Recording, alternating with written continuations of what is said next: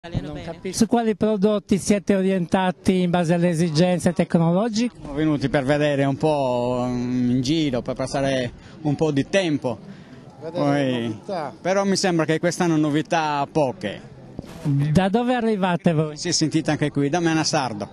Provincia di Nuoro. Quindi abbastanza un bel viaggetto e non avete trovato... Non è che non si trova. Di solito veniamo qui per farci un giro così per vedere le novità, ma novità non ne vediamo. Qual è il settore che più vi interessa in base alle vostre esigenze? Diciamo su tutto, vediamo così, su tutto, l'edilizia. In particolare i fotovoltaici, abbiamo controllato questi pannelli, abbiamo chiesto, però è ancora tutto... ancora no. Non avete trovato ancora risposte precise in merito? Che ancora si dovrà sperimentare bene tutta la cosa.